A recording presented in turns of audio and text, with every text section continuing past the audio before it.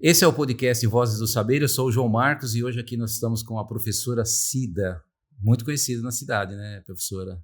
Olha, não sei se eu sou muito conhecida, eu sei que eu sou conhecida como Cida Hiroski, né, Ah, professora. professora Cida, você tem um projeto também Você abre o canal para as pessoas falarem isso, né? Eu comecei um canal de entrevistas para poder mostrar a realidade da nossa cidade, em algumas questões que são as minhas lutas aí de 15 anos, né. Tá, então nós vamos conversar sobre isso, sobre educação um pouquinho, sobre a sua pré-candidatura, né, que você agora é pré-candidata, né, Sou. oficialmente, né? Oficialmente. Oficialmente, Então, pré-candidata a vereadora. beleza, vamos conversar sobre isso também. O podcast Vozes do Saber, ele é oferecido pela TBA, que é uma escola de danças e artes aqui de Vargem Grande, muito boa, tem certificação, o pessoal de lá é super capacitado, eles oferecem os cursos e no final do ano tem espetáculos extremamente bem elaborados. Então a TBA, que é a escola aqui que oferece o podcast para vocês. A Zione também, que é a que cuida de todo o nosso visual aqui, a captação de imagens, edição, mídias sociais, mídias digitais, tal, o pessoal muito bacana, produz todos os nossos vídeos, tal. E o Colégio Cognos que oferece para nós a estrutura para a gente fazer o podcast. O Colégio Cognos, ele é um colégio em Vargem Grande Paulista com princípios e valores cristãos. O que significa isso? Não há culto religioso dentro do colégio, não tem missa, culto ou qualquer outro serviço religioso. São utilizados princípios e valores cristãos, que basicamente é amar a Deus acima de todas as coisas e ao próximo como a si mesmo. Dessa forma, a incidência de bullying, de briga, palavrão, roubo de coisa de outro, briga, essas coisas, não tem aqui. E ideologias, por exemplo, né? A gente vê aí ideologias nefastas, né? Que destroem a família, antecipam a idade, as crianças, a maturidade das crianças. A gente não permite esse tipo de coisa dentro da escola. Então, se você tem filhos na idade escolar, ou você mesmo que está assistindo, gostaria de uma escola onde você pode se expressar, pode vir tranquilamente sem ser aborrecido, é o Colégio Cognos, tá? É a melhor escola aqui da região. Nós trabalhamos com o sistema Mackenzie de ensino, que por si só já diz tudo, é desenvolvido pelo Instituto Presbiteriano Mackenzie, né? Ou como todo mundo conhece, a Universidade Mackenzie. Então são mais de 150 anos de experiência na educação. Então eles desenvolveram um material muito bom, com pesquisadores, professores que escrevem, revisam todo esse material. Nós temos bilíngue, um programa bilíngue que tem aula semanal, diária, né? Os alunos têm aulas todos os dias. Então, o aluno, numa classe, ele vai ter contato com a língua todos os dias. Laboratório de informática, de robótica, de programação, de ciências, o que você quiser tem dentro do colégio, tá? Então, o Colégio Cognos, princípios e valores cristãos, vai falar exatamente a língua que você, que é cristão, fala em casa, fala na igreja, é a língua que a gente fala aqui dentro, tá? Professora, Sim. professora Cida, né? Você é conhecida como professora Cida Hiroski, Tá. sim. Beleza. Então, eu vou te dar uma lembrança aqui do colégio, que Muito você obrigada, pode colocar lá João. na sua estante, usar aqui também se você quiser. Posso abrir? Pode, claro. Ah, que caneca linda! Vozes do Saber. Muito obrigada e agradeço. Pode deixar, se você quiser deixar a caixinha com ele e ficar com a caneca, aí você vai tomando água. Professora, bom, eu vi aqui...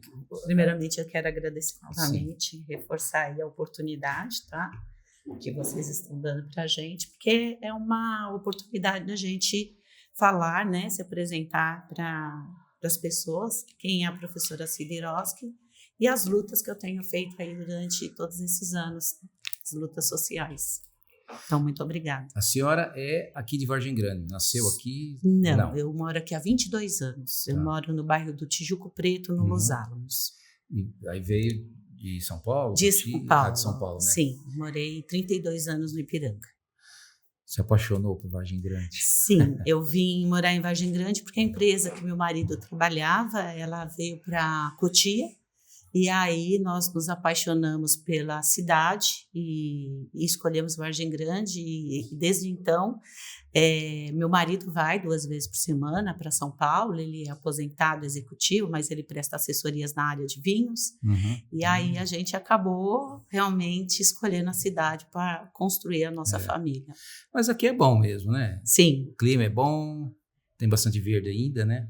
Eu gosto da cidade, pela hospitalidade, por conhecer as pessoas e a gente poder fazer um trabalho, né, com a população. Eu acho que a cidade tem muito a oferecer. Sim. Nesse sentido, né? Né? Quando a gente quer oportunidade. Bom, aqui você coloca que você é uma pedagoga social, né? Isso. E uma psicopedagoga. Até psicopedagoga, tudo bem, mas uma pedagoga social, o que seria isso? Pedagoga social é quem trabalha com as minorias sociais, luta pelos direitos.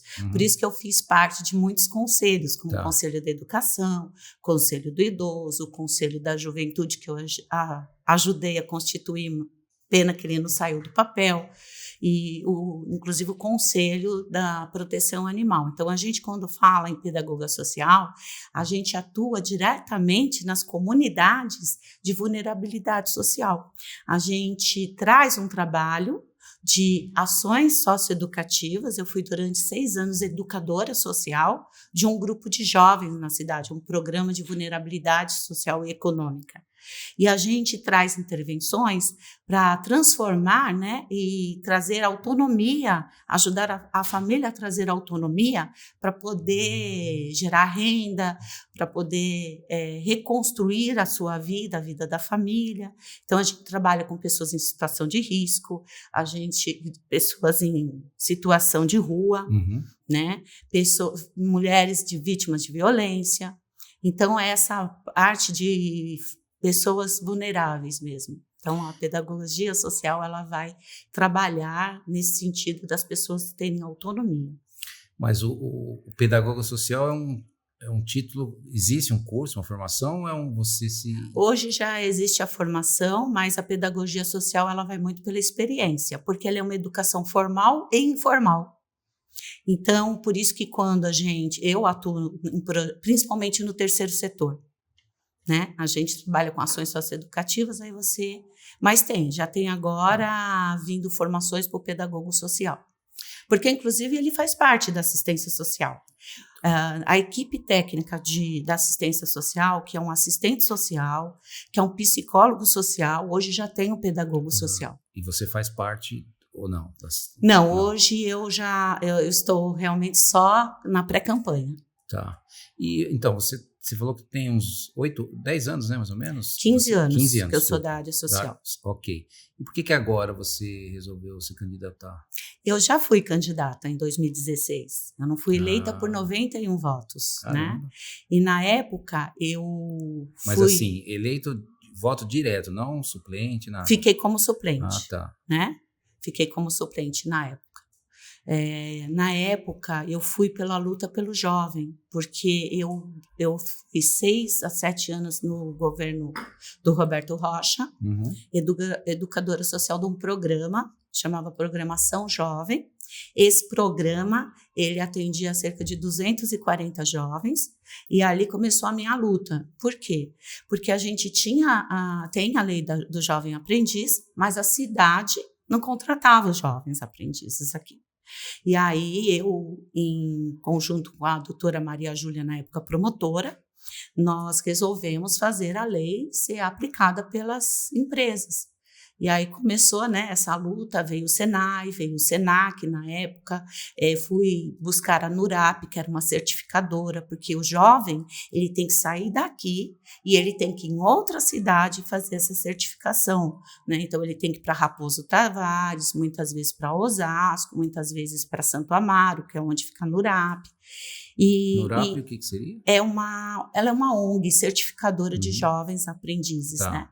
Então, quando a gente tomou a frente, na época, 2012, que eu descobri, quando eu assumi a turma de jovens, que eles não tinham garantia da lei do jovem aprendiz. Então, por isso que eu falo que a pedagoga, ela traz essa luta na garantia de direitos das pessoas.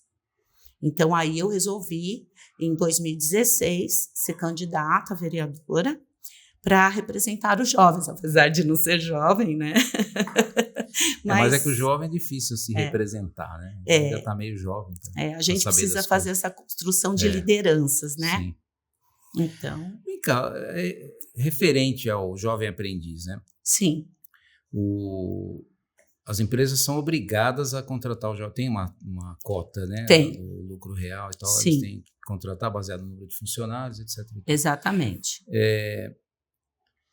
Você não acha que as empresas não contratam por excesso de carga tributária, de encargos sociais? Então, acaba que, até para você contratar alguma pessoa, você acaba pensando várias vezes, porque custa caro você contratar, custa caro você demitir. Certo. Então, a gente está tentando resolver um problema na ponta, sem resolver a origem do problema, porque obviamente que as empresas querem crescer e querem contratar pessoas, claro. Se você está contratando gente é porque você está crescendo, mas complica você contratar, porque tem muito encargo, é muito burocrático, né?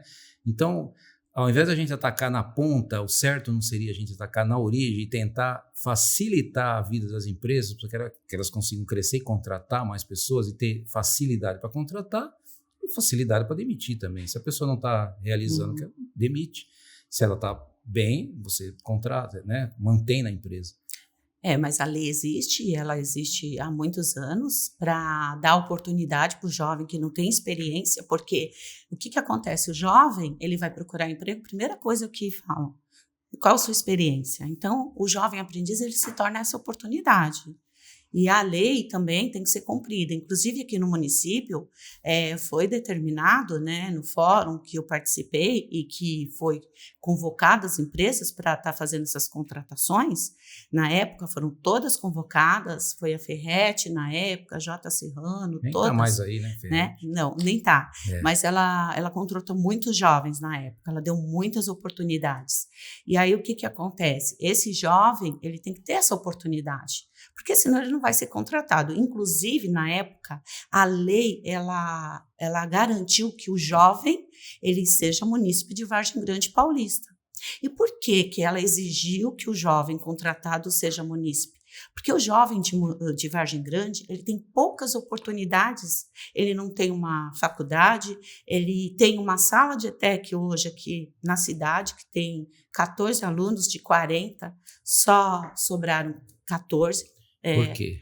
Porque das dificuldades que eles encontram, da mobilidade. Dentro de Vargem Grande? Dentro de Vargem Grande. Mas não tem o Tarifa Zero? Mas não alcança todos os bairros, né? Tem bairros que ele não passa. Então, essa mobilidade, muitas vezes, principalmente meninas, de sair à noite, né, para suas casas, se locomover, se torna de risco, insegurança. Então, se não tem o transporte que passa na porta da sua casa, ou próximo à sua casa, elas deixam de estudar, né? Ou preferem estudar em outra cidade, que às vezes elas têm carona, elas têm um transporte que é pago, né? Aquele auxílio transporte. Então, elas criam outros meios para estar estudando. Então, a gente vê que a dificuldade é essa. Inclusive, eu entrevistei ontem algumas alunas da ETEC, e elas falam que também pela a falta de suporte, porque a ETEC daqui, os professores vêm de Mairink. Então, eles acabam faltando, acaba faltando a disciplina e desmotivando o jovem. E é uma única sala, né? Então, você vê que tem que fazer esse trabalho, né? De facilitar para que esse jovem ele tenha oportunidades de estudo, de formação, de capacitação. Tá. Bom, tem um monte de controvérsias que eu acho que... Porque eu nem sabia que tinha ETEC aqui. Sério que tem? Tem, ela fica ali no RT, né? Aquela onde tem a Univesp. RT, você fala aqui no posto de gasolina. Do lado de cá, né? Isso. Eu não sabia, não. Tem uma ETEC lá? Tem. Que interessante. Uma turma de administração, né? E a cada 1 ano e meio entra uma outra turma. Talvez a próxima turma seja de logística. Também foi um ganho na época do Roberto Rocha. Né? E, bom, o jovem aprendiz, vamos voltar para ele. Aí você fez esse projeto, né? Sim, trabalhei 6 anos nesse projeto. E tá valendo? O pessoal está contratando? Como é que tá isso aí? Então, quando eu saí em 2016, a gente acabou perdendo tanto a certificadora, como o Senai, como o Senac, né?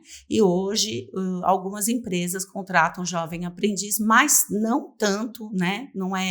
A lei não é tão garantida como na época que a gente estava aí à frente como educadora, porque eu realmente acompanhava cada trajetória dos jovens, que, lógico, eu acabava atuando, né, como educadora. Então, não, é interessante esse negócio de lei, né? Porque tudo bem, você fala tem a lei, tem que cumprir a lei, mas na verdade você força uma situação que não é confortável para as empresas, né? É óbvio que não é, como eu falei. Você vê, Estados Unidos não tem lei para esse tipo de coisa, né? E a gente sabe, o pessoal sai daqui, vai para lá e lá você sabe como é que funciona, né? Você viu a plaquinha lá, procura-se tal funcionário, você viu a plaquinha, pega a plaquinha, gostaria de trabalhar, beleza, toma aqui o avental e vai trabalhar. Ótimo, aí você começa a trabalhar, paga o que você deve receber. Se você não está fazendo certinho as coisas, o dono do estabelecimento fala, na semana que vem você não vem mais, tu paga a sua semana e boa. E aí olha o tamanho da economia americana e o tamanho da economia nossa. E aqui a gente precisa de lei para ficar forçando coisas que, como eu falei, na verdade o problema não está na ponta, o problema está lá na origem, que já é complicadíssimo contratar. Agora está parado até isso, né? A desoneração da folha, acho que não fizeram um acordo lá. O STF disse que era para voltar a oneração da folha e acho que deram uma parada nisso aí. Não acompanhei mais. Também não acompanhei. Então, onerar a folha. Então, ao invés de você onerar a folha, facilita. Mas tem muitas vantagens, João, contratar um jovem aprendiz. Tem muitas vantagens, né? Porque assim, e outra, né? Você está dando uma oportunidade para esse jovem não entrar nas drogas, para esse jovem, porque isso também traz outras consequências sociais. Então a gente tem que evitar consequências sociais. Por isso que assim, o jovem ele precisa estar trabalhando, mesmo porque o mundo do trabalho ele traz experiências e um crescimento e até incentivos para esse jovem. Para esse jovem, ele tem que fazer essa vivência, porque ele vivenciando o mundo do trabalho, ele acaba sendo incentivado a continuar a estudar, a fazer uma formação no curso superior. Então, a gente precisa dar essa oportunidade. Se você for pesquisar, tem muito mais vantagens do que desvantagens. E quando, na época, as empresas contratavam, elas acabavam formando trabalhadores da cidade também, porque hoje nossa grande dificuldade é encontrar trabalhadores qualificados para as empresas de Vargem Grande Paulista. Então, quando você começa lá como jovem aprendiz, você vai capacitando esse jovem para que ele permaneça na tua empresa. Sim. Né? Então, tem muitas vantagens. Tá? Não, com certeza.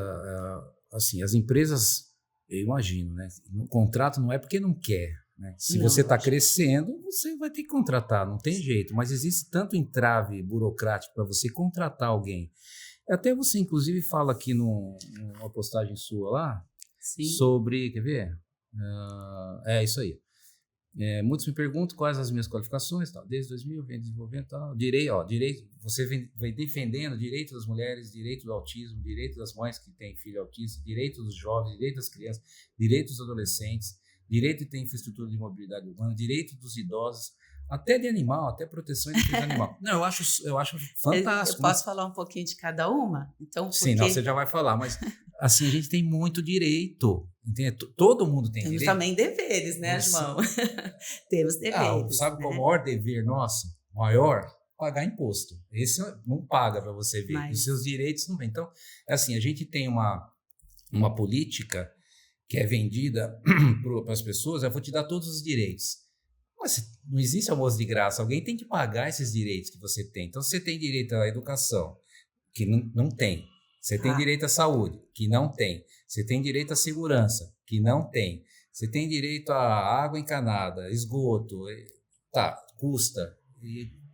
Então, é muito direito e fica nas costas, por exemplo, do empresário. Ele ainda tem o direito do menor aprendiz de ser contratado. Mas uma empresa contratada precisa ter dinheiro para poder pagar lá o menor aprendiz. Qualquer empresa vai querer contratar as pessoas. É que se você contrata, é uma decisão assim, assim, que você tem que estar muito bem certo do que você quer fazer a hora que você vai contratar uma pessoa. Porque você Sim, está sim, comprando um mas eu problemão. ainda como é da minha formação, da minha vivência, eu ainda sou da luta pelos nossos direitos. É lógico que todos os direitos você tem deveres, sim. Se você não cumprir os seus deveres, você tem punição por não cumpri-los, né? Quais são os Então, nossos deveres? Vamos lá. ai, puxa, agora você me pegou, né? Se eu for falar todos os nossos deveres, eu queria mesmo falar sobre as minhas lutas. Eu falo assim, que quando você fala em deveres, a gente tem uma Constituição que ela nos fala quais são os nossos direitos e os nossos deveres, né? Então, principalmente os nossos deveres civis, os nossos direitos, nossos deveres, eu acho, morais, nós temos deveres constitucionais, nós temos. Olha, aí eu sou ruim de história, hein? Mas quando você fala em direitos, não que as pessoas não tenham seus deveres, porque do jeito que você está falando, a gente só cobra direitos. Então, nosso país só está cobrando direitos, ninguém faz o que tem que ser feito. Uh-uh. Ah, você acha? Eu acho. Não acho, não. Eu tenho certeza. Corta essa parte aí. Não, pode deixar. Não, você falou da nossa Constituição, né? Sim. Mas ela apresenta nossos direitos e os nossos deveres. Tá bom, né? lá tá ela bom. lista os nossos direitos e os nossos deveres. Se nós não estamos fazendo os nossos deveres, já é outra coisa, né? Tá, vamos voltar para os... Não, porque assim, a gente tá conversando aqui, não tô querendo botar ninguém contra a parede, não. Mas é assim, o que acontece é assim, a gente tem uma miríade de pré-candidatos e candidatos, enfim. E todos, obviamente, vão vender todos os direitos das pessoas. Sim. Nossa, eu vou... quer dizer que quando você for eleito, eu vou ter água encanada, eu vou ter segurança, eu vou ter saúde, eu vou ter educação. Então, o que eu digo é o seguinte, estou dizendo que a gente não tem que ter direito. Claro que tem que ter direito, né? Sim, senão também vira uma baderna, né? Uma anarquia. Não, eu acho que o único direito que eu tenho é o direito de ter a minha vida. O resto das coisas, ninguém tem que garantir. Eu tenho o direito de ter saúde. Né? Aí eu acho que é uma coisa que cada um que tem que cuidar de si mesmo. Agora, esse direito que o Estado diz que vai dar para você ter saúde, primeiro que ele não dá, né?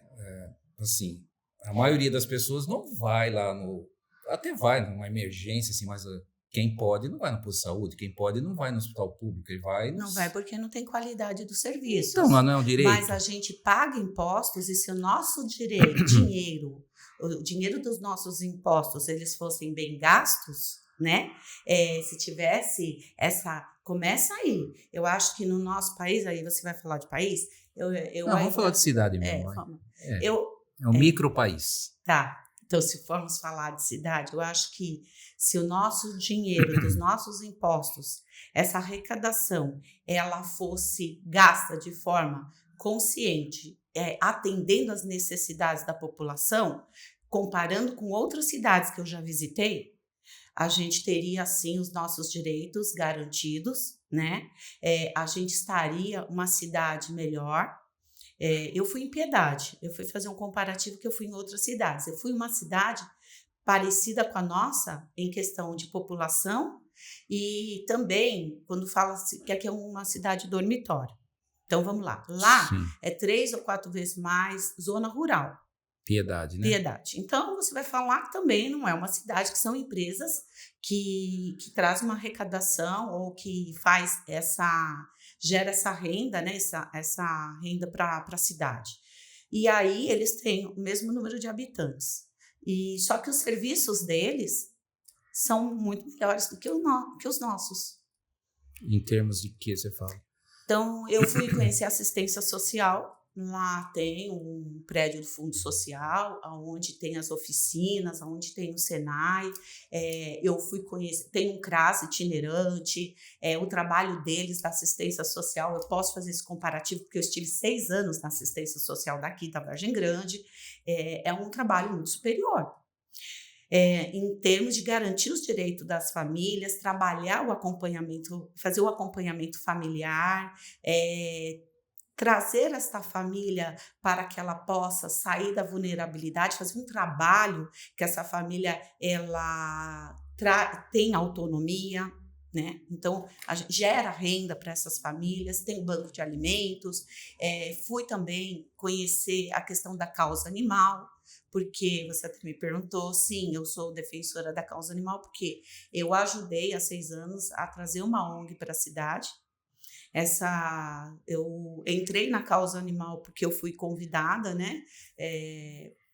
Eu tenho o amor pelos animais, mas também porque a gente vê falta de políticas públicas na cidade. E a causa animal, ela é saúde pública, porque um animal abandonado, ele traz doenças infecciosas para outros animais e para o ser humano. Então, a gente tem que pensar nisso também, né? Então, não é só pelo amor ao animal, também, mas também é por conta de pensar na nossa saúde. E lá tem o departamento, lá tem o canil municipal, que, aliás, funciona muito bem. Na causa dos autistas, lá os autistas não têm fila de espera para as terapias. Lá tem neuropediatra, lá tem a equipe multidisciplinar, coisa que aqui a gente vê tem um serviço, mas é inadequado. A gente vê filas, né, de crianças 1 ano esperando na fila para fazer as intervenções, as terapias. A gente vê também que quando essa criança ela sai do município, né, do ensino municipal, ela fica desprotegida, porque ela não tem nenhum equipamento, né, que a atenda. Então, e ela não para as terapias, né? E ela continua o tratamento. Então, a gente vê eu falo, o dinheiro público sendo talvez mal gasto. Por que lá tem 100 milhões a menos de arrecadação? Aqui nós temos, então, de 317 milhões de arrecadação. É muito dinheiro, né? É muito dinheiro. Eu acredito que teria que ter prioridade para a saúde. Por isso que, assim, a gente tem que lutar, sim, pelos nossos direitos. E são direitos. Nós garantimos, por leis, esses direitos. Então, eles têm que prevalecer. Eu sou a favor, né? Sim, concordo. Ok, tem direito, mas é como eu Porque falo... a gente paga os nossos impostos, e paga muito de impostos, né? A gente fala. Se você pegar um aluno da rede pública, ele custa mais caro do que um aluno da rede particular. Sim, certo? Sim. Apesar da minha vivência não ser em escolas, mas pelo que eu leio, sim. Se não for igual, equipara, né? Sim. E a qualidade muito inferior. Não, né? Tem um distanciamento muito grande, né? Claro que da escola pública e da escola particular. Em termos de estrutura, até em termos de estrutura, em termos de sistema e tudo. Claro que o aluno, ele vai, se ele quer estudar, ele vai estudar em qualquer lugar, mas o ambiente numa escola pública fica mais complicado. A oportunidade dele, ela se torna muito maior quando ele está quando ele tem, né, essa oferta, né, de recursos, né, para que ele estude e tal. Isso. Mas isso não é justificativa para que alguém que esteja na escola pública, estou na escola pública, então vou ter um péssimo ensino. Não quer, principalmente hoje, né, que você, na ponta de um dedo, você tem a informação que você quiser. Você estuda em casa, Então, assim, a gente, às vezes, coloca muito vitimismo nas pessoas, né? Tudo é culpa do sistema. Então, a pessoa é uma vítima do sistema. Na verdade, tem muito também de comodismo das pessoas, né? Olha, eu vou te falar que eu vivi 6 anos dentro da assistência social e existe sim as oportunidades que precisam ser dadas às pessoas para que elas saiam daquele ciclo de pobreza, que quebre aquele ciclo de pobreza, Sim. né? Você precisa fazer um trabalho com as famílias, porque são famílias disfuncionais, famílias que trazem, né, muitos problemas familiares e elas precisam, sim, dessa contribuição social, né? Então, precisa desse trabalho para poder esta família sair dessa vulnerabilidade. Quando não é feito esse trabalho, não se quebra esse ciclo de pobreza. É muito difícil. Eu te falo isso porque eu vim de uma família onde a minha família era muito problemática. E inclusive, quando eu falo isso, é uma das coisas que me faz lutar pelos direitos das pessoas e querer que elas tenham oportunidades iguais, né? Que elas tenham essas oportunidades para que elas possam transformar a vida delas e das suas famílias. Porque quando eu vim de uma família que minha mãe, ela lavava roupa para fora e meu pai era pedreiro e era alcoólatra. E ela tinha 6 filhos para criar. E, infelizmente, por nós termos uma família problemática, hoje, nós somos dos 6 irmãos, nós somos somente 2. Por quê? Porque os meus irmãos, o meu irmão mais velho, ele caminhou pelo mesmo caminho do meu pai. Meus outros irmãos também não conseguiram quebrar esse ciclo da pobreza, também não conseguiram, minha irmã entrou em depressão, porque isso afeta a família. Então, a sociedade, ela tem essa responsabilidade de ajudar o seu próximo. A gente tem essa responsabilidade. Sim, claro. Então, por isso que eu falo assim, eu vejo pela minha vida. E porque eu tive a oportunidade, porque que eu saí desse ciclo? Porque eu tenho uma estabilidade, graças a Deus eu sou casada há 32 anos, estou há 40 anos com meu marido, né? Porque quando eu conheci meu marido aos 16 anos, os meus sogros, que eram de uma classe social, de uma classe econômica melhor, eles me ofereceram a oportunidade, né? Eles me orientaram, eles me aconselharam, eles me direcionaram. Isso é muito importante. E, lógico, que lá atrás, na minha época, a gente não tinha a estrutura do SUAS, o Sistema Único da Assistência Social que a gente tem hoje. Mas você não acha que que as pessoas fazem uma decisão dela mesma? Então, você tem lá, por exemplo, um jovem que está numa família, uma região envolvida com o tráfico de drogas. Certo. É sabido que lá tem esse pessoal aí. Ele pode escolher, ou ele... Aí você vai falar, tá bom, se ele não ficar no tráfico, ele vai trabalhar, porque no tráfico ele ganha mais, né? Para ser lá o aviãozinho, enfim. E ele vai trabalhar das 8 às 6 para ganhar um salário mínimo, ralar o dia inteiro, pegar ônibus e tal. Ele tem a opção, ou ele escolhe participar do tráfico, né? Uhum.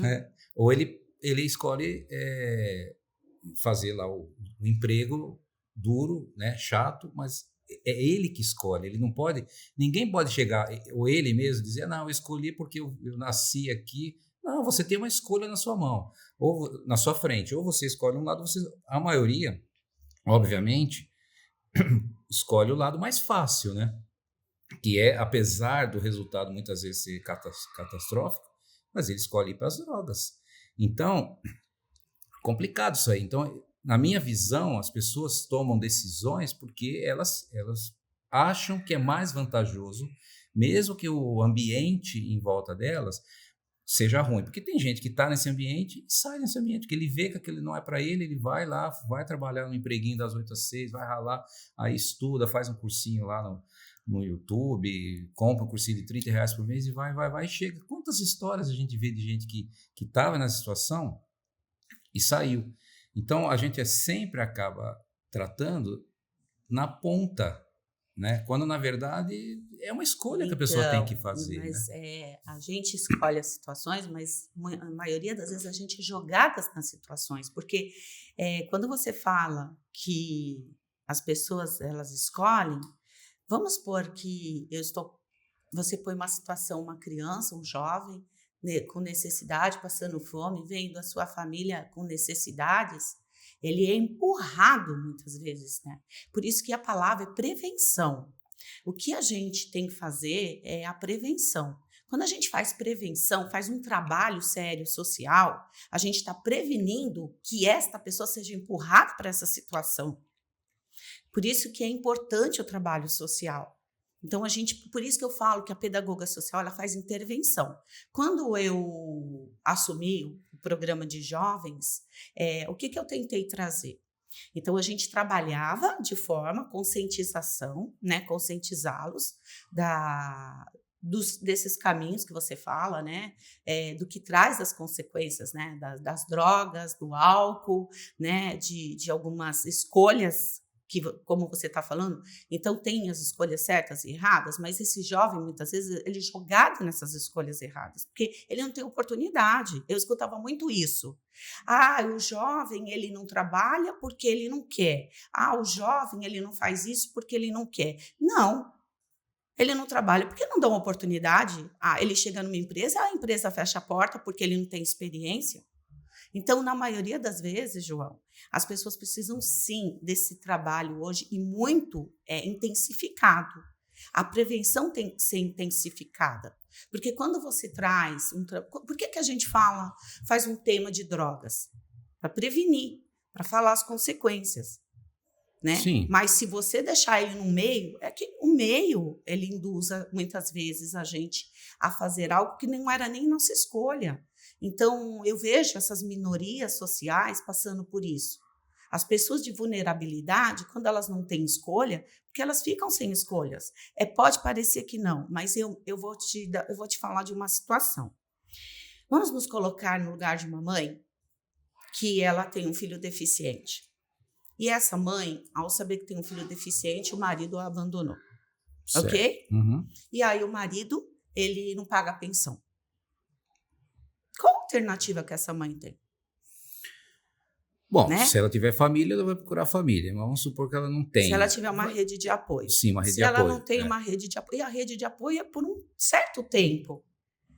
Onde que ela vai procurar ajuda? Não, ok. Isso Né? sim, instituições, a igreja, Então, uma série, mas não justifica ela ir para nenhum lado errado. Mas não ela estou vai fazer conseguindo, vou para a prostituição, por exemplo. Você acha que tá por certo? exemplo, você Você deu acha um que isso- exemplo. Mas e se for a única forma dela conseguir pôr a comida na mesa? Como que a gente vai julgar alguém pelas suas escolhas? A gente tem que ter consciência que a gente tem que dar, sim, o direito das pessoas, garantir os direitos. Garantir os direitos. Se ela vai escolher o certo ou errado, aí é problema dela. Mas a gente garantir os direitos. Então, o que falta na nossa cidade? Políticas públicas. E eu vou te falar que em todos os setores. Porque quando eu coloco aí, Cida, você fala dos direitos das mulheres. Sim, eu falo do direito daquela mãe que tem um filho deficiente, ela precisa que a sociedade tenha um olhar para ela, porque muitas vezes ela acaba caindo numa situação de suicídio, ela adoece, né? Ela acaba por abandonar o filho, ela acaba por se abandonar. Então, qual é o que nós estamos dando de alternativa para essa pessoa?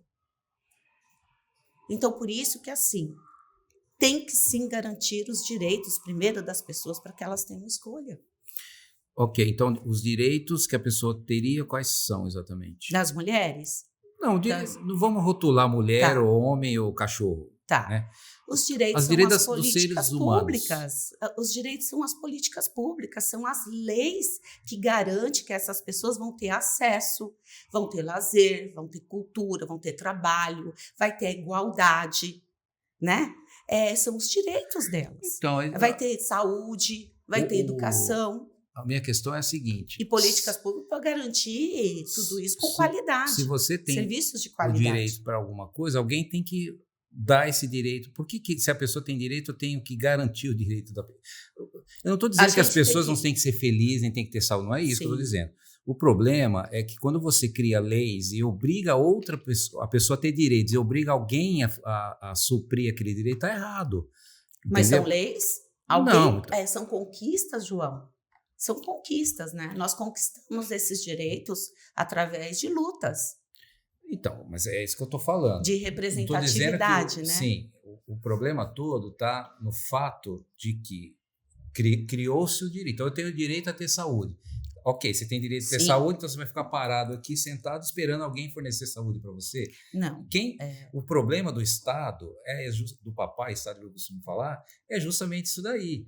Né? E isso acaba se refletindo, né, dentro do governo federal, estadual, e vai para dentro das prefeituras. Então, cria-se um monte de direitos, ok?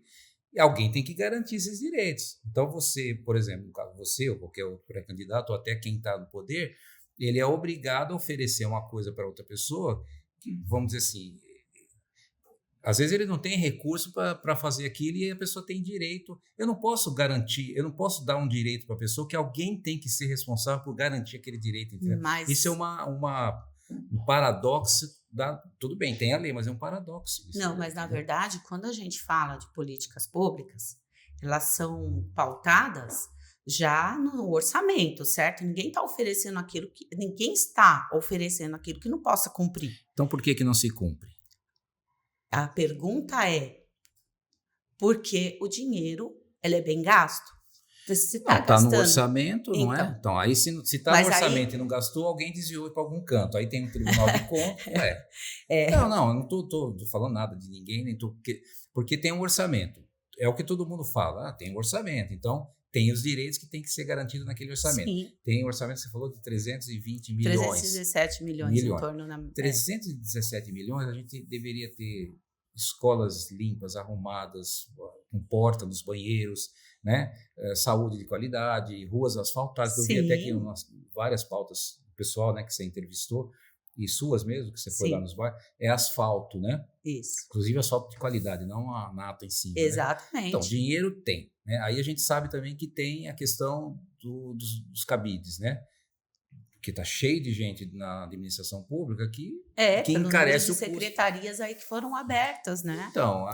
Então, tem necessidade? Eu acho que a gente primeiro não sei, mas o ponto é o seguinte: todo o político, o candidato a político, ele vai vir com o mesmo discurso: vou garantir seus direitos, vou isso, vou aquilo, e a gente nunca vai na raiz do problema, entendeu? A raiz do problema é um serviço público inchado, muitas vezes desnecessário em uma série de pontos, mas todo mundo promete: vou asfaltar as ruas de vocês. Então, quantos anos tem Vargem Grande? 40 e quantos? 50. Quantos? Cidade.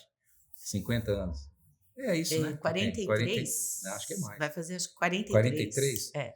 Então, tem rua que está 40, que pelo que eu vi, só está a terra lá. Então, nunca asfaltou. E aí? Então, assim, o problema é que promete.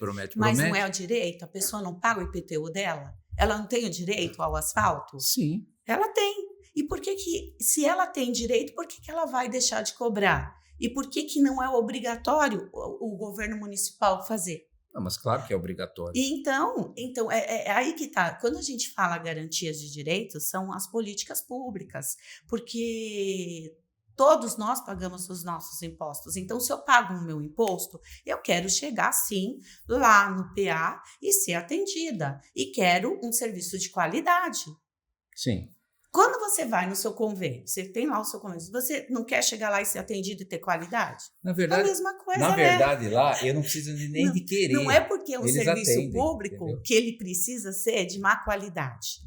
Tenha que ser oferecido de qualquer jeito. Na verdade, por isso que a gente fala em direito. Vamos corrigir sua frase. Não é porque é serviço público que ele tem que ser de má qualidade. Na verdade, assim, é porque é serviço público que ele tem que ser de boa qualidade. Concordo com você. Mas é óbvio. Mesmo. É isso mesmo. O serviço privado, ele é de qualidade porque a cabeça do empresário é outra. Exatamente. E quando ele não é, cabe a fiscalização. Por que não está sendo? Por que não está acontecendo, né? Então, por isso que quando, nesse meu decorrer, que você perguntou aí de tantos direitos, que eu falo direito da mulher, o direito da proteção animal, é porque eles não acontecem. Se acontecesse, não precisava eu estar aqui, eu estar fazendo essas lutas. Se a gente luta, é porque eles não acontecem.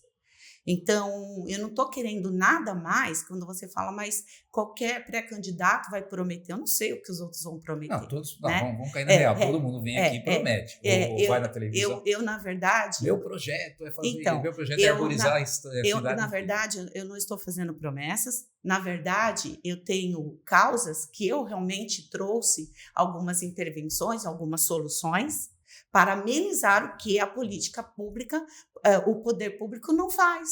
Então, quando eu fui buscar uma ONG numa outra cidade, era para amenizar a situação da castração. As protetoras, elas assumem um trabalho social, uma proteção animal, sozinhas. Elas arcam com todos esses custos sozinhas. Por quê? É papel delas? Não. Caiu nas costas delas? Sim. E por que elas arcam com esse papel que não é delas? Pelo amor aos animais. Porque elas estão vendo que o descaso das políticas públicas voltadas à proteção e bem-estar animal. Então, alguém assume. Mas não é papel delas. E não. Qual é o papel? Qual é o direito dos animais? Serem protegidos, serem defendidos, eles terem a castração. A gente tem que lutar, sim, para que essas coisas aconteçam na cidade. Então, não é Sabe o que deveria fazer? Uma ideia? Você quer ter animal? Porque assim, para você abrir uma escola, você tem que ter licença de tudo. Você quer ter aluno aqui dentro, então você tem que ter licença VCB, vigilância sanitária, educação. Você quer abrir um restaurante, você tem que ter isso. Você quer abrir uma indústria, tal coisa. Você quer fazer não sei lá o quê. Tudo você quer ter animal em casa? Beleza. Então, ó, você vai ter que preencher, você tem que ter isso. Se o seu animal for solto, você vai ser responsabilizado. Então, aí é criar Bota um uma lei, chip tá lá vendo? dentro. Você acabou de Não, falar, tem que se sim, é criar uma lei. controle. Não é lei, é controle. Você quer ter o animal? Então, assim, se você não quer, não vai cuidar, você não pode ter o animal. Mas o Entendeu? problema... Aí a gente fica apagando, como é que fala? Enxugando gelo, né? Então você fica lá, de novo, você fica lá na ponta, cuidando dos cachorrinhos que estão aí soltos. Mas por que que a gente tem esse problema? Porque o Porque cara não que foi... larga o animal não só... acontece Não, nada. exatamente, mas porque a cidade não fez o papel dela em políticas públicas, conscientização. Então, exatamente, você acabou de falar, conscientizar a população para castrar seu animal, vacinar seu animal e dar condições, porque não é porque eu não tenho condições que eu não possa ter um animal. Poxa, e cadê a castração gratuita? É direito a castração gratuita. A única coisa que eu não ofertas acho, de serviços. eu só não acho legal passar o poder público ser responsável por essas coisas. É o que eu sempre falo, as pessoas sabem o que querem, elas conseguem se interagir entre si, entendeu? Então não precisa, tudo é poder público. Eu não quero poder público. Para eu ter um poder público, eu preciso de pagar esse poder público. Quem vai me prestar um péssimo serviço não vai fazer as coisas que precisa. Mas é a responsabilidade do município, João. Sim, eu sei que é responsabilidade, porque aí você vai vir com a retórica. É responsabilidade, porque tem lei, porque lá não sei aonde, no Senado, na existe a lei OMS. federal, Então, a lei estadual, a gente precisa cumprir a lei municipal. Não temos como fugir nós disso. deveríamos estar acima da lei, entendeu? Ou seja, a gente, por exemplo, eu não preciso de lei para dizer que eu vou ser preso se eu roubar teu relógio. Eu não vou roubar teu relógio. Entendeu? Você pode deixar tua carteira aqui que eu não vou pegar seu dinheiro. Eu preciso de lei? Não precisa. Se todo mundo agisse de forma correta, mas por isso não que existe, né? Por quê? Porque a gente está atacando é uma sempre. Utopia sempre, né? Não sei, eu não acho que é. Que eu e você podemos agir de forma honesta, mas nem todo mundo vai. Então, a gente precisa ter as leis para que as pessoas saibam o que deve ser feito. Bom, então a primeira... o seu dever, né? O Sim. dever a ser feito, né? Bom, você é evangélico ou católica ou cristã, que seja. A lei áurea, né, que Jesus Cristo deixou, o pessoal foi questionar ele, quais são o mandamento mais importante e tal. Aí Jesus falou o seguinte, ó, tudo a lei. E assim, a lei de Deus está acima da lei dos homens. A lei, o resumo da lei é assim, amar a Deus acima de todas as coisas e ao próximo como a si mesmo. Então, a gente deveria, o certo é você voltar às origens e corrigir esse problema ao invés de a gente ficar pagando jeito. Sabe por quê? A gente nunca vai conseguir atender todos os direitos, que é impossível, né? E o direito do outro vai até quando tem dinheiro para pagar o direito do outro, porque uma hora, né, a sociedade vai experimentar. É só você ver a Europa, como é que funciona. Todo mundo tem direito a tudo lá, né? Só que uma hora o dinheiro acaba. A hora que o dinheiro acabar, e aí? Então, a gente tem que resolver o problema na base. Então, nós precisamos de políticos, já que tem que ter mesmo, é o sistema, né? Eu não vou conseguir mudar. Ou eu crio um outro sistema, ou eu mudo o sistema. Como eu não vou conseguir criar outro sistema, ou eu aceito o sistema. Eu não vou conseguir criar outro sistema, eu tenho que aceitar. A gente vai mudando as coisas. Então, precisa de políticos que, ao invés de garantir, é o que todo mundo vai vir fazer aqui. Garante tudo, mundos e fundos. Precisa de conscientizar a cabeça das pessoas para ter uma mudança espiritual, uma mudança moral, uma mudança intelectual, para o pessoal começar a entender. E outra coisa, aí o político vai... Porque todo mundo, nas outras eleições, prometeram mundos e fundos. Todo mundo promete. Sai carro de som aí passando aí o dia inteiro, eu vou fazer isso, que é a sua solução, que aquela coisa toda. Sim, ideias mirabolantes. E não muda nada, entendeu? Então, assim, aí você fala, mas a gente tem os deveres. O próprio poder público não cumpre os deveres dele, que na verdade é conceder os direitos dele, ter lisura, né, probidade administrativa. Então, eles não cumprem. Então, começa lá de cima. Então, é uma salada que a gente precisa resolver.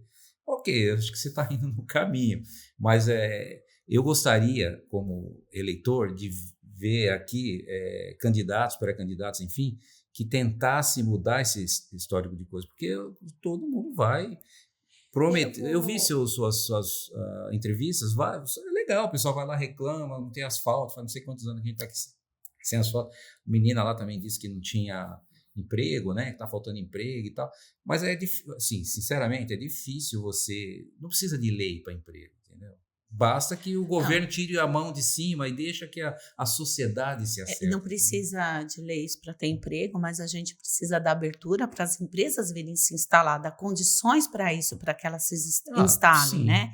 É isso que quando eles falam, fica chamando a nossa cidade de dormitório, mas não dá abertura, não dá incentivo fiscal. Você falou bem isso, você falou, é um peso muito grande em cima das empresas. Então, a gente precisa estar colaborando para que essas empresas se instalem em Vargem Grande Paulista. Para que elas se instalem, a gente precisa ter uma população capacitada, preparada, e isso requer cursos, formações. Então, e o que é ofertado nesse ponto para a população? Então, nessa cobrança que a gente fala, que eu estou falando, né? Quando a gente tem um Senai? Não. Tem um Senac? Não. Então, quais são as oportunidades para essas pessoas se capacitarem, né? Você viu a ETEC, eu até te falei, porque tem que facilitar também. Não é só, como você disse, a gente acaba cobrando da população, mas não oferece nada para a população. A nossa população é a saúde.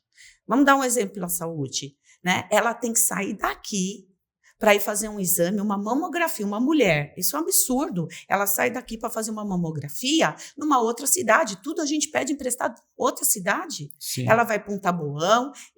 Esses dias eu fui acompanhar uma amiga minha, porque ela não tinha uma acompanhante. Ela tinha que fazer um exame na AME do Heliópolis. Agora, aí vamos lá. Qual é o direito dela? Onde ela paga os impostos dela? Na cidade. Tá, tem dinheiro para fazer isso? Com certeza. Tem? Com certeza. Mas se 80% mais do orçamento é carimbado para a folha de pagamento, onde é que você vai arranjar dinheiro? Olha, a informação que eu tenho é que é 50% para a folha de pagamento, né? E eu ainda vou te falar, e a minha opinião, e que me prove ao contrário, que o dinheiro é mal gasto. Você mesmo disse, um monte de secretaria que foi aberta. E eu vou te falar mais, agora, depois você, né? Mas a necessidade de uma prefeitura onde se gastou 60 milhões, qual era a prioridade? Saúde. Vamos consertar o que está errado na nossa casa. Primeiro você arruma a nossa casa. Primeiro você investe na nossa casa. E não, infelizmente, né, num único prédio, e tirou esse dinheiro de outras necessidades da população. Eu falo que assim, sempre prioridade, né? Eu acho que a gente tem dinheiro, mas a gente tem que primeiro assegurar as necessidades da população. A população precisa, a nossa cidade precisa crescer, João. Nós temos, acho que quantos candidatos vai ter esse ano aí? 100 e lá, sei lá. 100 candidatos, eu acho. Não, sim, é só? Não, acho que não é. É 100 pré-candidatos. Sim, mas não tem uma cota, o mínimo, um tanto de mulher lá na chapa? Tem, assim. Isso tudo vai dar quantos candidatos efetivamente? Não são 20 candidatos por partido? Não, são 12. Cada grupo tem 12. 8 homens e 4 mulheres. Ok, isso, são 4 mulheres. Quantos grupos tem? No nosso grupo tem 6. Não, desculpa. Quantos grupos? Porque isso é 12 para cada grupo, né? Quantos grupos tem no total? Então, cada grupo são 12 participantes, 12 pré-candidatos. E nós temos 6 grupos com 12 pessoas no nosso grupo político. O outro grupo político, pelo que eu sei, são 3 grupos de 12 pessoas. Nossa, menos? Sim. Então dá 36, o seu é quanto você falou? Nós somos 6 de 12. De 12 a 62 a 108, vai. 108 candidatos. Todos os 108. 108 pré-candidatos ainda, pré-candidatos. né? Também isso aí é uma bobagem. Não, é porque depois tem a convenção, muitos podem desistir, né? Mas que seja 100, vai. São 100 que vão vir aqui falar a mesma coisa, né? Você não acha? Eu não sei dos outros. Não, eles falam. Não, mas é o que eles falam. Ele tem que vender o peixe dele, não é isso? Depende, né? Se tem peixe para vender. Tem gente que não tem peixe para vender. Não, cara, ele vende o peixe e não entrega, né? Eu, pelo menos, eu estou falando de um produto, né? Eu estou falando de um peixe que eu realmente pesquei. Então, a gente vai falar assim. Não, você realmente tem um peixe bom na mão, sim. Já viu? Já veio os outros aqui só com a vara e tal, disse que ainda ia pescar, né? Então, eu posso falar porque eu tenho história, né? Então. Eu tenho realmente história. A gente não está falando que está aqui como pré-candidata, eu não vim para o cenário político por questões de interesses pessoais, porque eu não preciso. Uhum. Eu vim muito porque eu acredito que a gente eu preciso deixar um legado. Eu preciso fazer diferente. Eu preciso provar que dá para ser feito diferente. É diferente. Então, eu escuto muitas pessoas me colocarem no mesmo balaio dos outros. Eu não sou do mesmo balaio dos outros, eu falo. Infelizmente, é o estereótipo o político criou, a gente né? precisa tirar isso, fazendo uma educação política. Inclusive, é por isso que eu vim muito para a política, né? Porque quando eu vejo as pessoas falarem do político, e eu falo que não é o político, é a politicagem, porque a política ela é boa, ele é o bem, é o bem comum. Se as pessoas adotassem a verdadeira política, ninguém passava fome. Se as pessoas adotassem a verdadeira política, a gente tinha escolas de qualidade. Infelizmente, não é isso que acontece. A gente vê muita gente despreparada, porque você vai falar aí, tem 100 e poucos candidatos. Quantos estão preparados para estar dentro de uma Câmara? Quantos estão preparados para fazer um projeto de lei? Quantos estão preparados para entender de políticas públicas ou entendem de políticas públicas? Quantos estão preparados para saber quais são os direitos da população e trazer melhorias? É essa pergunta que eu faço. Então, quando eu decidi novamente vir para esse cenário político, é porque eu não tenho ninguém que me representa. E eu não quero mais do mesmo que está aí. Eu falo muito isso, eu bato muito na tecla. Pessoas que não podem me governar. Pessoas que governam e que não deveriam estar governando. Qual a sua estratégia para você conseguir isso aí? Bom, a gente tem tido muita luta, né? Primeiro, apresentando realmente o nosso trabalho, porque eu tenho trabalho, né? Sim, não, então, com certeza. E depois, realmente, divulgando, indo para as ruas, conversando com a população, conscientizando a população que a gente precisa escolher um bom representante, um representante que vá realmente lutar pelos direitos deles e que vá realmente trazer soluções. Porque o que a gente vê muitas vezes é isso mesmo. Você, em uma das suas falas, as pessoas prometem soluções, mas não trazem essas soluções, né? Também não tem essa fiscalização dos serviços. E o que precisa realmente é buscar melhorar a cidade, incentivando empresas virem para cá, conscientizando a população. A conscientização, como você disse também, é muito importante para que as pessoas elas entendam o papel dela. Qual é o seu papel de cidadão? Né? O que você quer para a sua cidade? E o que você está fazendo também para melhorar a sua cidade? Então, a gente precisa fazer esse trabalho com a população de conscientização, que a gente precisa escolher pessoas qualificadas, preparadas, para que elas saibam o que fazer e como fazer. Porque também não adianta. Sim. Se a gente colocar pessoas despreparadas que não sabem nem como fazer, como que vão fazer? E é tão simples fazer, né? Venhamos e convenhamos, né? As pessoas são crescidinhas, sabem muito bem os seus deveres, as suas obrigações e não precisa de uma estrutura gigantesca para dizer o que a gente tem que fazer. A gente sabe, tem uma pracinha aqui na frente, né? Com uma paineira lá, né? A paineira já está pegando metade da rua. Aí eu entrei em contato com a pessoa e falei, eu vou podar essa paineira, arrumar um jardinzinho, botar você deixar o negócio bonitinho. Mas se eu encostar, é capaz de eu ser preso. Exatamente. Porque não pode brincar uma árvore. Então tá bom, prefeitura, tá, beleza. Isso. Posso cuidar da paineira, da praça? Tá lá a praça, tem anos. Não deixam, assim, por isso que eu falo, as pessoas, para mim e para todo mundo aqui em volta, seria ótimo se a pracinha ali em cima fosse bonita, arrumada, com bancos Lógico, limpos. valoriza o Precisa lugar, de poder o espaço. Público. Precisa de poder público. Vai cuidar de segurança, porque é um negócio mais caro. E deixa eu cuidar da praça, deixa a gente cuidar da educação, saúde. Você pode adotar a praça. Sim, mas é um processo, entendeu? Você não pode chegar simplesmente e falar, eu vou pegar um jardineiro habilitado. Tudo tem que seguir um protocolo. E esse protocolo vai. Então, mas é assim. Vai aí a praça. É que a gente precisa da participação do cidadão ele tem que ser mais ativo também. Então, o cidadão não é só cobrar, você tem razão, não é só cobrar os direitos, também é cumprir seus deveres. Mas, para isso, ele precisa ter a sua participação. Então, muitas vezes, acompanhar onde está sendo gasto o dinheiro dos impostos. Ele precisa, sim, participar, por exemplo, dos conselhos, porque ele tem lá sua representação da sociedade civil. Ele falar o que está... A gente precisa incentivar isso também. Uma das coisas que mais me chateia, assim, durante uns anos para cá, é que não se incentiva mais a associação de amigos de bairros. Sim. E precisava, porque ele é o representante daquele bairro, ele vem a representar aquela sociedade e ele vem falar, olha, ali não está funcionando tal coisa, a gente precisa melhorar tal coisa, e a gente precisa dessa participação que hoje a gente vê que está cada vez menor. Não sabe por que eu acho isso?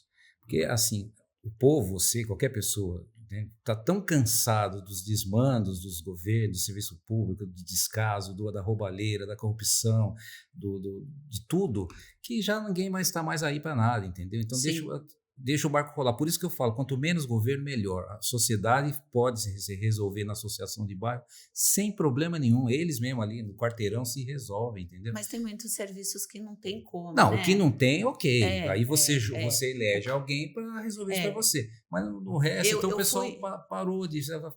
não adianta, você vai, faz a associação. Aí o cara que já está lá, já está comunado com não sei quem, aí não resolve nada, entendeu? Não. Então, assim, se você está vindo para fazer isso aí, ok, vamos lá.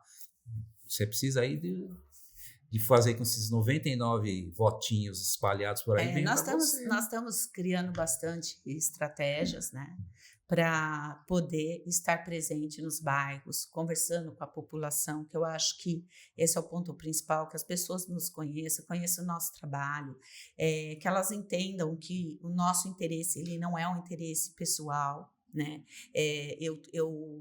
Eu realmente, quando eu decidi, eu tive muito apoio da minha família. Foi a primeira decisão, foi conversar com meu marido, conversar com as minhas filhas, e eles sabem das minhas lutas, eles me veem sempre tentando contribuir na vida das pessoas, né? Eu estou sempre contribuindo na vida das pessoas. Sim. E sou voluntária em muitos dos trabalhos que eu fiz. E por que eu sou voluntária? Porque realmente a gente tem que contribuir com o nosso melhor quando a gente pode. Não é só interesses financeiros, mas hoje a gente vê que isso também está difícil, viu? O voluntariado também está bem difícil. Mas as coisas, a gente precisa contribuir para melhorar a vida das pessoas do entorno e aonde a gente mora. Então, eu tenho muito essa necessidade, sempre tive. Tanto que eu fui 8 anos diretora da Associação Amigos de Bairro, então por isso que eu sou voluntária em conselhos. Então, a gente precisa trazer de volta essa nossa vontade de fazer por amor. Sim. Eu acho que até próprio da pedagogia. Porque o pedagogo, se ele fosse dar aula e o salário dele fosse de acordo com o que ele trabalha, ele não daria aula. Ele não trabalharia numa escola. Né? Qualquer profissão, né? Sim, você mas tem que fazer a gente vê que é muita dedicação e muito amor, né? Não, e é dureza. Eles têm 2 períodos de descanso por ano, né? O pessoal fala, mas é exaustivo, né? Então... Beleza, muito obrigado, professora, por ter vindo. E você que assistiu, por favor, curta. Lembre-se aí de curtir, compartilhar, comentar, né? Tem bastante assuntos polêmicos aqui. Se inscreva no canal e até o próximo episódio.